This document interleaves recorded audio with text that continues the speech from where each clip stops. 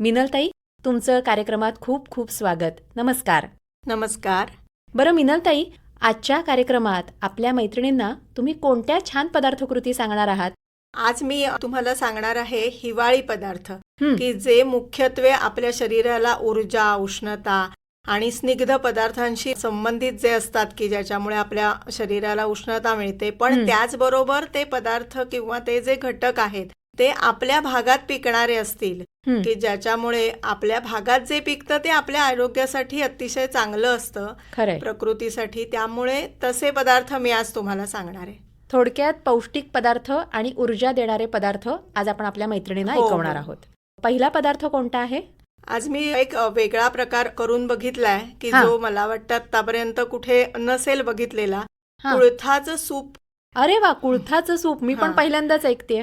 आता हे कुळीथ हे जे आहे हे अतिशय प्रथिनांनी परिपूर्ण आहेत कुळीथ. हा. त्यामुळे ते आपल्या शरीराला ऊर्जा, उष्णता आणि आत्ताच्या ह्याच्यामध्ये जे गरम काहीतरी आपल्याला प्यायला बरं वाटतं, त्या दृष्टीने मी हा प्रयोग केलाय.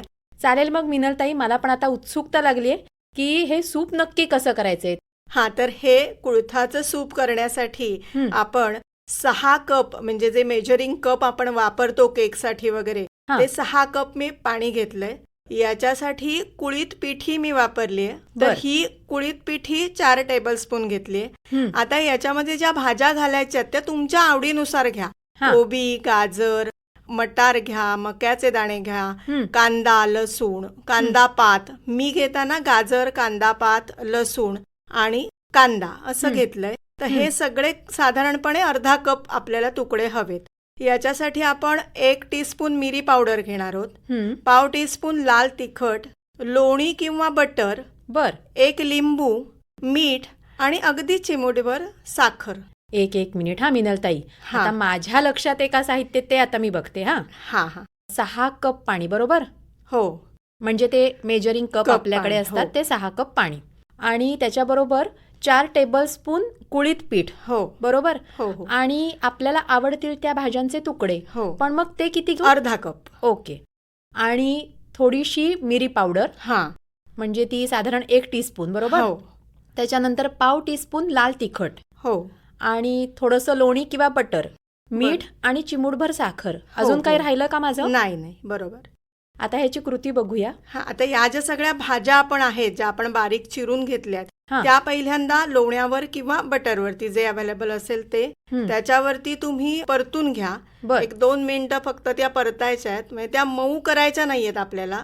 हा. आणि ही जी कुळीथ पिठी आहे ही आपल्या पाणी जे आपण 6 कप घेतलंय त्याच्यामध्ये नीट गुठळी मोडून करून घ्या. आणि मग हे जे तयार मिश्रण आहे हे भाज्यांवरती घाला. ओके. आणि आता त्याच्यामध्ये चवीनुसार फक्त मीठ, साखर, लाल तिखट आणि घालून उकळवायचं.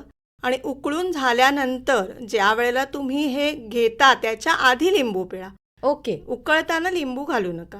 आता ही कृती तर मला कळली, पण ही कृती ऐकल्यावर मला असं वाटतंय मिनलताई की लहान मुलांना सूप भरपूर आवडतं. तर हे कुळीथ सूप जे आहे ते लहान मुलांसाठी पण खूप पौष्टिक आहे. होय तर हे आपल्या मैत्रिणींना पण करून बघायला हरकत नाही. तर परत एकदा मी कृती सांगते. सगळ्या भाज्या घेऊन 2 मिनिटं फक्त परतायच्या आहेत आणि आपण जे पाणी घेतलंय त्याच्यात कुळीथ पिठी घालवून त्याची गुठळी मोडून घ्यायची आहे आणि त्या भाज्यांवर हे मिश्रण घालायचंय. बरोबर. सगळे जे जिन्नस आहेत म्हणजे मीठ, मिरी पावडर, लाल तिखट, साखर हे घालून उकळायचंय. हो. सर्व करताना शेवटी लिंबू पिळायचं. हो, तर हो. असं का? हा, मग लिंबू साधारणपणे आपण उकळताना किंवा शिजताना घालत नाही, त्यामुळे मी लिंबू नंतर सांगितलं. आणि लिंबू नसेल घरात तर या जागी तुम्ही आमचूर पावडर घातली तर ती तुम्ही उकळताना घालू शकता. अरे वा, म्हणजे ही पण एक छान टिप झाली. आणि कुळीथ कोकणात पिकणारे आहेत आणि हो. अतिशय पौष्टिक आहेत. कुळथाचं कळण आपण ऐकलेलं आहे, कुळथाची उसळ ऐकलेली आहे, पण मैत्रिणींनो आज तुम्हाला कुळथाचं सूप सुद्धा कळलेलं आहे, तेव्हा नक्की करून बघा. बरं मिनलताई, पुढची पदार्थकृती काय आहे आपली? तर आता मी पुढचा जो पदार्थ सांगणार आहे हा पण आपल्या कोकणातल्या पौष्टिक कुळथापासूनच आहे, पण फक्त हा गोड आहे. म्हणजे ओके. जसं तिखट आहे तसं गोड आहे. आणि कुळथाचे जे लाडू आहेत हे अतिशय पौष्टिक आहेत, पारंपरिक आहेत. पण आता काय झालंय की या पारंपरिक जे पदार्थ आहेत ते थोडेसे मागे पडत आहेत आणि खरंय. आपण जे इन्स्टंट मिळतं बाजारात तेच आणून मुलांना देतोय. तर त्यासाठी मी मुद्दामून हे कुळथाच्या पिठाचे लाडू म्हणजे मला असं आठवतंय की माझी आजी ज्या वेळेला तूप कढवायची त्यावेळेला त्या तुपाच्या बेरीतच आपलं वा. जे भाजलेलं कुळीत पीठ तयार असतं ते मिक्स करून झटकन लाडू करून आम्हाला द्यायचे आणि ते इतके सुंदर लागायचे. म्हणजे त्यात खरं तर कोणतेही पौष्टिक घटक बाकी काही मिक्स करायला नसायचं सुद्धा, खरंय. पण तरीही ते छान लागायचे. म्हणजे तुपाची बेरी काही वेळेला आपली तशीच राहते किंवा राहते, खाल्ली जात जात नाही. नाही. तर हे पण होईल. आणि हिवाळ्यात डिंकाचे लाडू, हो. मेथीचे लाडू हे आवर्जून केले केले जातात. जातात. पण कुळथाचे लाडू मी पहिल्यांदा ऐकते हा. मला पण ही पदार्थकृती ऐकायला आवडेल. नक्की नक्की.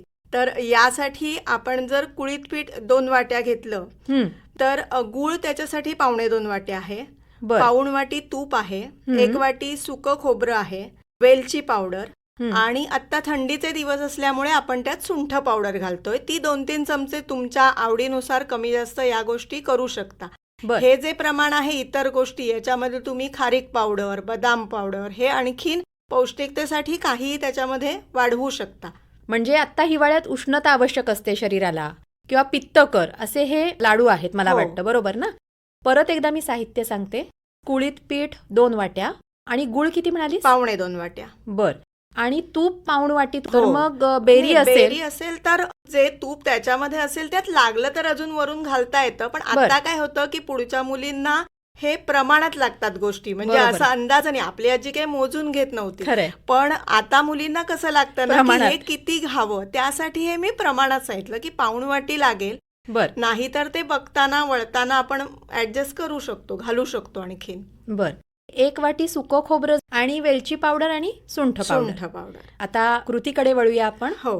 कुळीथ आहेत ते भाजून आणि भरडून घ्यायचे, त्याची पाखडून साल काढून घ्यायचे आणि थोडे सरसरीत दळायचे हे कुळीथ. बर. म्हणजे आपल्याला तो लाडू तोंडात चिकटता कामा नये यासाठी तो थोडा सरसरीत दळून आणायचा. हे पूर्वी आपल्याकडे जे जात्यावर दळत असत ना ते असं छान येत असत सरसरीतपणा. आता बरोबर. ते जातं राहिलं नाही, हा. पण तरी सुद्धा ते छान वाटतात लाडू तसे, म्हणजे चिकटत नाहीत. गूळ किसून घ्यायचा, याच्यामध्ये कसलाही पाक वगैरे काहीही नाही, अतिशय सोपी आहे ही कृती. गूळ किसून घ्यायचा आहे, सुकं खोबरं किसून खमंग भाजून घ्यायचंय. आता हे गार झालं सुकं खोबरं की ते चुरून घ्यायचं. त्याच्यानंतर खोबरं, गूळ, तूप, कुळीत पीठ, सुंठ पावडर आणि वेलची पावडर सगळं एकत्र करा. जसं लागेल तसं तूप लागलं तर कमी जास्त घाला आणि लाडू वळा. अरे वा, खूपच सोपी आहे कृती ही.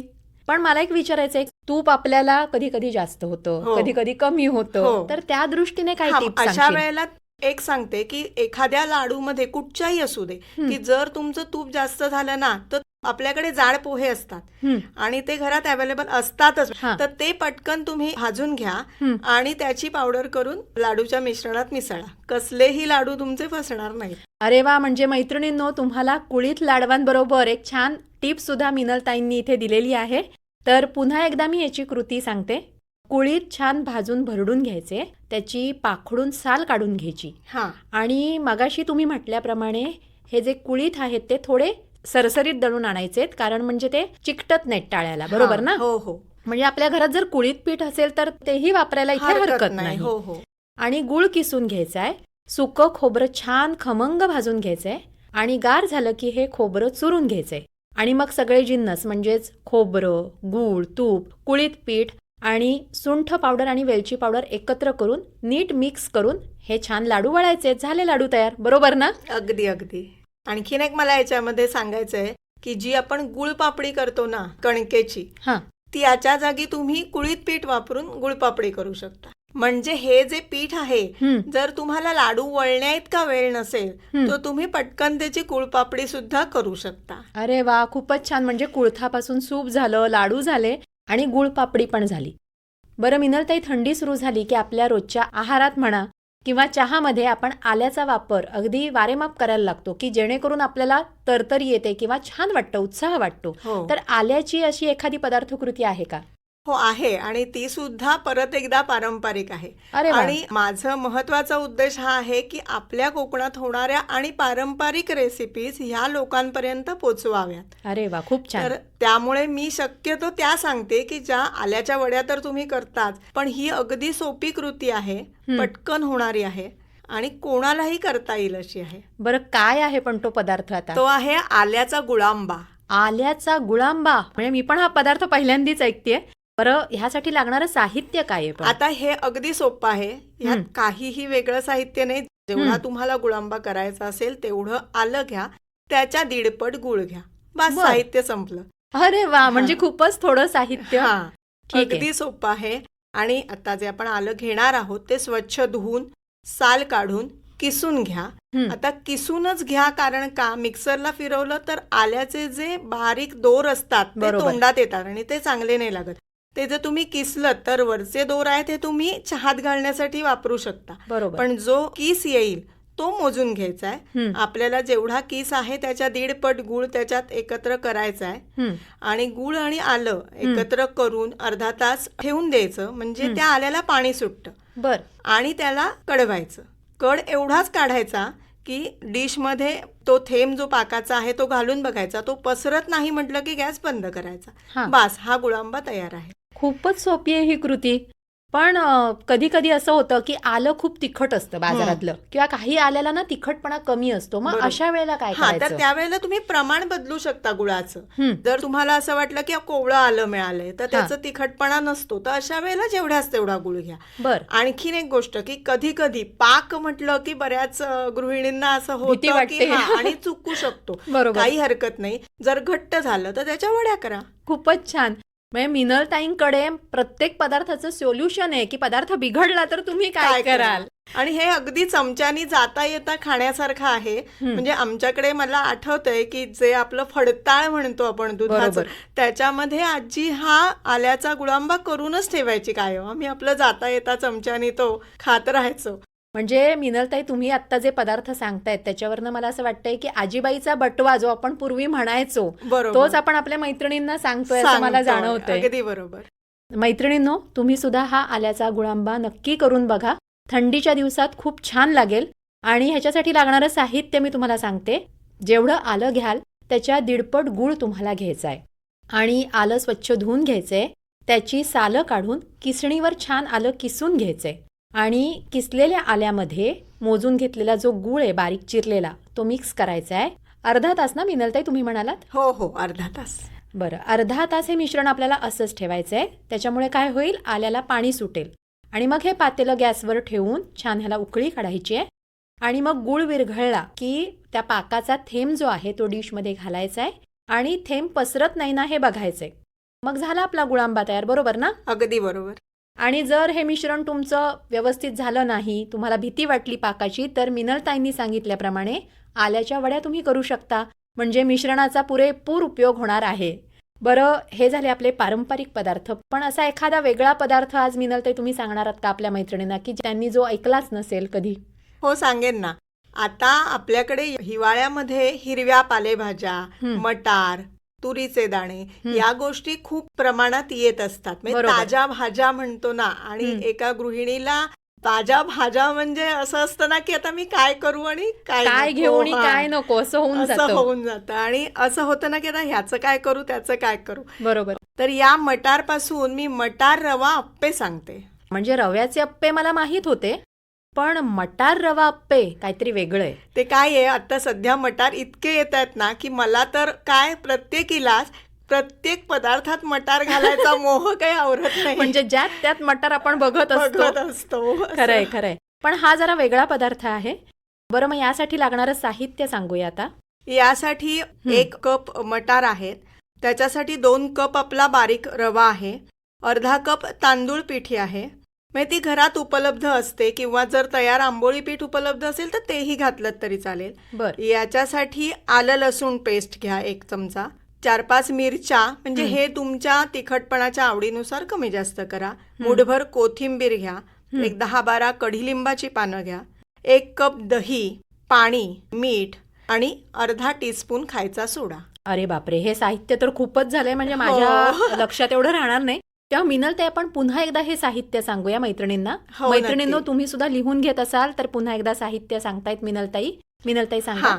1 कप मटार घ्यायचे. त्यासाठी 2 कप बारीक रवा, अर्धा कप तांदूळ पिठी, आलं लसूण पेस्ट 1 चमचा, 4-5 ओल्या मिरच्या, मुठभर कोथिंबीर, 10-12 कढीलिंबाची पानं, 1 कप दही, लागेल तसं पाणी, मीठ आणि खायचा सोडा अर्धा टीस्पून. खूपच छान. हे साहित्य आता मी लिहून घेतलेलं आहे, त्यामुळे आता मस्त माझ्या लक्षात राहणार आहे मिनलताई. बरं, आता ह्याची कृती आपण सांगूया. हो, शक्यतो मी पदार्थ करताना नेहमीच माझ्या घरात जवळपास 15 माणसांच्या कुटुंबात राहते, अरे तर वा. त्यामुळे मला झटपट होणारा पदार्थ जास्त आवडतो. हा. त्यामुळे माझ्या कृतीमध्ये जरी दिसत साहित्य जास्त असलं तरी ते करताना पटकन होतं. अरे वा. तर मी सांगते, मटार, कोथिंबीर, मिरच्या, हं, आलं लसूण, कढीलिंब पानं, हे जे सगळं आहे हं. हे सगळं एकत्र करून आपण मिक्सर जारमध्ये घालून बारीक वाटून घेणार आहोत. बर. आता याला कोथिंबीर, कढीलिंब याचा वास तर येतोच, हं. पण एक छान हिरवा रंग येतो, हो, खूप छान रंग हो. येईल याला. तेही होतं. आणि कोथिंबीर, कढीलिंब हे सगळं पोटात जातं. नाही तर कढीलिंबाची पानं कशातही आली तर आपण बाजूला काढतो, खरंय. ती यातून पोटात जातात. क्या बात आहे. मग हे सगळं वाटून घेतल्यानंतर त्याच्यामध्ये रवा, तांदूळ पीठ, मीठ आणि दही घालून मिक्स करायचंय. आणि हे पाणी घालून आपण जसं इडली पीठ करतो ना, हा. तितपत हे करायचंय. आणि चव बघून आपल्याला जर काही हवं असेल त्याच्यामध्ये तर वाढवा.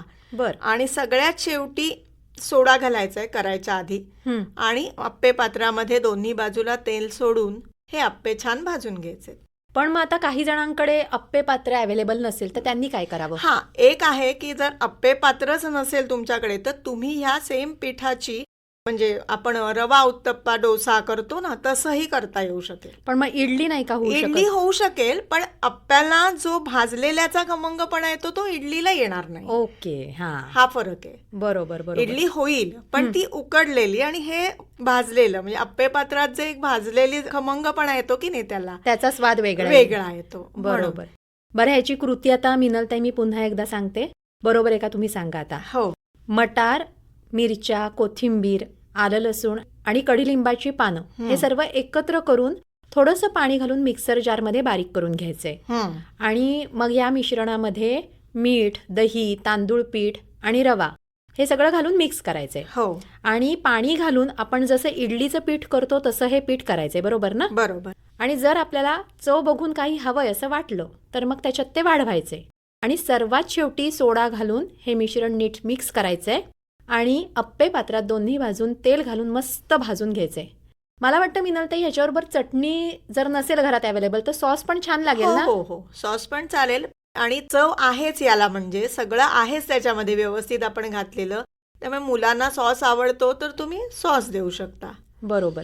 बरं मिनलताई, तुम्ही मगाशी म्हटल्याप्रमाणे हिवाळ्यामध्ये उष्णता देणारे आणि पौष्टिक पदार्थ हे खावेत. हो. मग अशी एखादी पदार्थकृती आहे का जी पौष्टिक पण आहे आणि आपल्या शरीराला उष्णता पण देणारी आहे? हो, आणखीन त्याच्याबरोबर त्याच्यामध्ये अजून पण एक गोष्ट आहे की ती चटपटीत आहे. अरे वा, आणि चटपटीत आहे. पुन्हा गॅस आणि तेल विरहित आहे. गॅस आणि तेल विरहित हे सर्वात महत्वाचं आहे. हा. मग कोणती आहे ती पदार्थकृती? यासाठी मी तुम्हाला सांगणार आहे खजुराचं लोणचं. खजुराचं लोणचं? हा. म्हणजे मी हा प्रकार कधीच ऐकलेला नाही. आता खजुराचे लाडू पण मी ऐकलेले आहेत, हा. पण खजुराचं लोणचं काही ऐकलेलं अतिशय नाही. चटपटीत आहे, हा. पटकन होणार आहे. त्यावेळेला तुम्हाला मुलांना शाळेतून सांगतात ना की नो गॅस रेसिपी सांगा वगैरे, असं आता येतं, हा. तर त्यासाठी सुद्धा ही उपयोगी आहे. मग ह्याच्यासाठी लागणारं साहित्य बघूया. हो, यासाठी अर्धा किलो मी खजूर घेतलेत. हे तुम्ही काळे खजूर घेतले तर अजून पौष्टिक होईल. हं. 12 लिंब आहेत, 3 चमचे लाल तिखट आहे, 1.5 वाटी गूळ आहे, अर्धा चमचा शेंदे लोण, अर्धा चमचा पादे लोण, 1 चमचा जिरं पावडर आणि अर्धा चमचा साधं मीठ. साहित्य पुन्हा एकदा आपण बघूया. हो. अर्धा किलो सीडलेस खजूर. बियांचा असला तरीही चालेल, तुम्ही बिया काढून घेऊ शकता. काळा खजूर असेल तर जास्त चांगला. बर. अर्धा किलो खजूर, 12 लिंब साधारण, 1.5 वाटी गूळ, अर्धा चमचा शेंदे लोण, अर्धा चमचा पादे लोण, 3 चमचे लाल तिखट, अर्धा चमचा साधं मीठ आणि 1 चमचा जिरं पावडर. आता याची कृती सांगूया आपण. हो. आता खजुराचे 4 सारखे तुकडे करून घ्यायचे, साधारणपणे आपल्याला जसे आवडतील तसे तुकडे करून घ्या. लिंबाचा रस काढून घ्या, गूळ बारीक चिरून घ्या. आता स्टीलच्या किंवा काचेच्या, का स्टीलचं किंवा काचेचं, तर ह्याच्यामध्ये आपण आंबट पदार्थ घालणार आहोत आणि आंबट हे ॲल्युमिनियम किंवा ह्याच्यामध्ये शक्यतो आपण ठेवत नाही. बरोबर. त्यासाठी काचेचं किंवा स्टीलचं भांडं वापरा. आणि त्या भांड्यामध्ये खजूर, गूळ, लिंबाचा रस, शेंदे लोण, पादे लोण, मीठ, तिखट आणि जिरं पावडर हे सगळं एकत्र करा. 1 दिवस तसंच ठेवा. दुसऱ्या दिवशी खायला सुरुवात. एवढीच कृती? बस. अरे वा, म्हणजे खूपच सोपं आहे. पुन्हा एकदा आपण ही कृती आपल्या मैत्रिणींना सांगूया. हो. आपल्याला खजुराचे जसे तुकडे करता येतील असे 4 तुकडे करायचेत. हां. लिंबाचा रस काढून घ्यायचा आहे. त्याच्यानंतर गूळ आपण जो घेतलाय 1.5 वाटी तो चिरून घ्यायचा बारीक. आणि स्टीलच्या किंवा काचेच्या भांड्यात खजूर, गूळ, लिंबाचा रस, शेदेलोण, पादेलोण, मीठ, तिखट आणि जिरं पावडर हे सर्व जिन्नस एकत्र करायचे आणि 1 दिवस तसंच ठेवून मुरू द्यायचे. बरं, हे 1 दिवस मुरायला का ठेवायचे हां, आपण? तर हे जे खजूर आहेत ना, हे त्या लिंबाच्या रसात मुरायला हवेत ना व्यवस्थित, नाही तर त्या फोडी आणि रस वेगवेगळा राहील. बरं. ते मिश्रण ज्या वेळेला तुमचं मुरेल त्यावेळेला तो खजूर उमलेल त्याच्यामध्ये आणि छान लागेल. आणि अजून एक गोष्ट मला असं वाटतं की कदाचित बऱ्याच जणांना वाटू शकतं की जर खजूर गोड आहे तर गुळ इतका का? बरोबर तर आपण ही जी लिंब घातली आहेत 12, बरोबर, त्याचा आंबटपणा त्याचा जो आंबटपणा येतो आणि खजुराचा गोडवा तुम्हाला कधी लागतो? जेव्हा तुम्ही खजूर चावता. बरोबर खजुराचा गोडवा बाहेर येत नाही. बरोबर तो जो आपला बाहेरचा रस किंवा आपण खार म्हणतो तसा जो रस सुटेल त्याला जी चव येणार आहे ती या गुळाने येणार आहे. आणि मला एक विचारायचं आहे, आपण लिंबाचं लोणचं जसं बाहेर स्टोअर करतो तसं हे बाहेर राहतं का लोणचं? एक 15 दिवस महिनाभर राहतं. बर, पण त्याच्यापेक्षा जास्त ठेवायचं असेल तर फ्रीजमध्ये. पण मला असं वाटतंय की हे लोणचं एवढं चटपटीत आहे की ते पटापट तिखटच संपेल. नाही. आणि तुम्ही थोडं थोडं करू शकता. ह्याच्या प्रमाणाच्या निम्म, जसं तुमच्याकडे माणसं असतील त्या प्रमाणात. मी म्हटलं जसं की माझ्याकडे माणसं जास्ती असल्यामुळे बरोबर. माझं लिहिलेलं प्रमाण सुद्धा हे मोठ्या प्रमाणात असतं बऱ्यापैकी. नाही, पण असं ही आहे. एक भेट द्यायला पण छान छान गोष्ट आहे. आहे. हो. खूपच छान. मिनलताई, आज तुम्ही इथे आलात आणि आजच्या कार्यक्रमात आमच्या मैत्रिणींना हिवाळ्यातल्या छानशा पदार्थकृती सांगितल्यात. त्याबद्दल तुमचे मनःपूर्वक आभार. धन्यवाद. धन्यवाद.